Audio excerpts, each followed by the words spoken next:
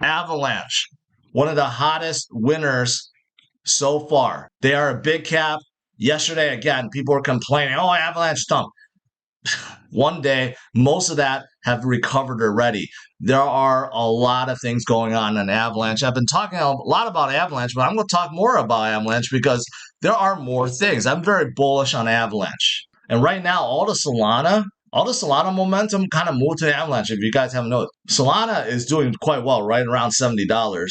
There's no doubt about it. If it keeps on going, it's going to flip XRP. But Avalanche right now is still upcoming, and there's a few things tied to it that makes it very, very interesting, right? Right now, you have the total value lock TVL growing like crazy. You also have memes that are coming up, like Cock Inu, even though it dumped right after I bought it. But this does seem like a legit meme coin with 100% supply launch, 0 tokens reserved, 0 tokens left to mint, right? So it's a fair launch, but it is a meme coin. Does not mean you should FOMO into it, but I did. We'll see how it does. But they do have meme coins now, but they also have a ton of DeFi. And not only that, not just retail DeFi, but institutional DeFi, because they have an evergreen subnet. And this is for enterprises and large financial institutions. In fact, JP Morgan, they are using an Avalanche subnet. I believe their chain is called Onyx. Avalanche is not just for retail players, but also large institutional players, because Avalanche is now like a layer 0. They used to be a layer 1. I mean, you can still call them layer 1, but they're really a layer 0. They're really a way for others to create chains. So I've talked about that. A lot of you guys probably don't care about the enterprise side. You care about the retail side. But I've been talking about a lot of gaming recently. And even though you may not be a gamer, it doesn't matter if you're a gamer. What you care about are the users, right? Games will bring massive amount of users. And that's what's happening with Avalanche right now. So you have this game studio, Pegasus, that was on Polygon, and they're like, nah, we're going to move to Avalanche. So that's an example of game makers coming in. Of course, I've mentioned this before. You have other studios coming in. They're all becoming Avalanche subnets, right? The Avalanche is kind of like the new Cosmos. So everyone coming in has their own subnet, their own chain, essentially. And then, of course, you got like a AAA game like Shrapnel that's already on top of Avalanche. It hasn't launched yet, but it will. So, and then you got other stuff on top of Avalanche, right?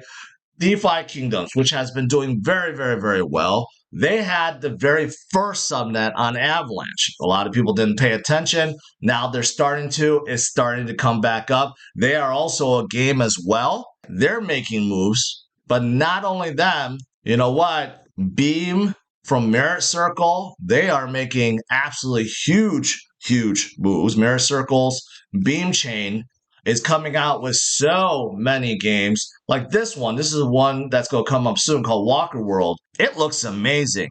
Another AAA game developed by AAA game makers, and they're coming on top of Beam as well. I mean, there's just so much.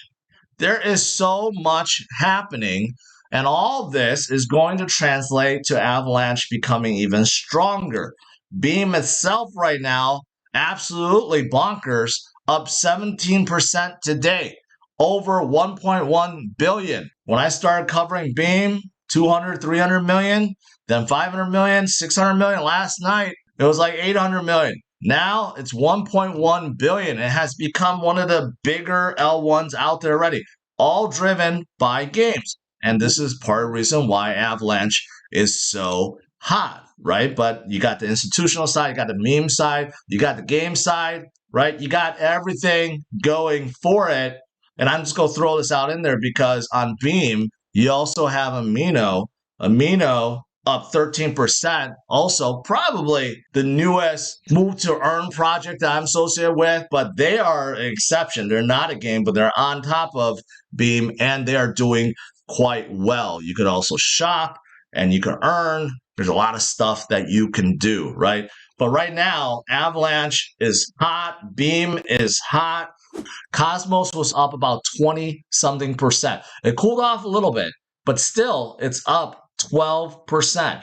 And this could be the run that we're looking for. Cosmos itself has been slow, but some of the ecosystem within, the L1s within, are doing very, very well. So eventually that's going to translate, and we're seeing that, I believe, right now. So within Cosmos, there are many chains.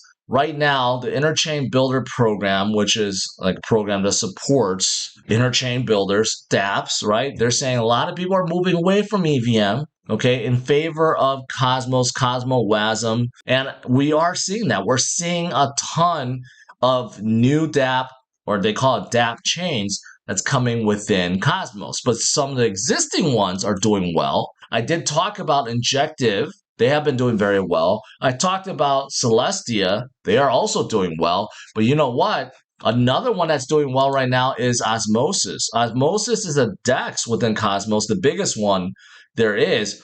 It's up 15% right now. So it seems like, all these L1s within Cosmos right now, they're taking turns at pumping. And this is even with today's dip. Osmosis is still up 16%. That's because there's several things. Cosmos itself is doing well. Other L1s are doing well. You're starting to see more dApps utilize Osmosis. Here's one, Stake Finance, that's going to be using Osmosis to expand their liquid staking strategy. Liquid staking is very hot in DeFi right now, so that makes a lot of sense, right? Here's another one.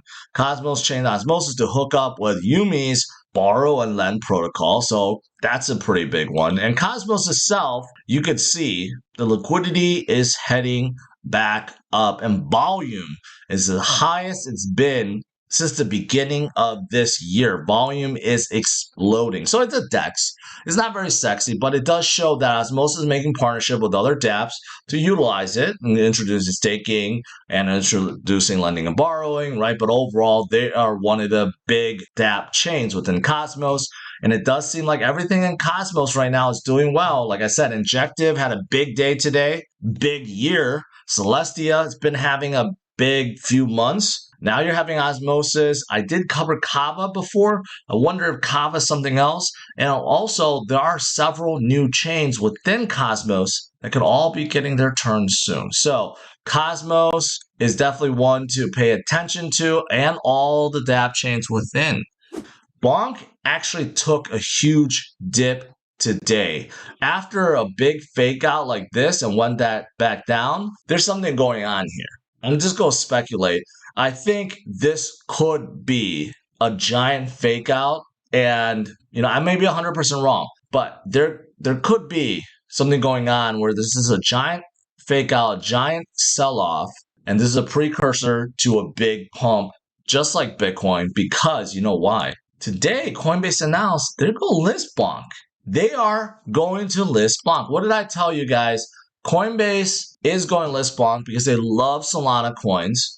Bonk is now the third largest meme coin out there, so it makes sense that they will do so. So they released a posting today saying that they will list.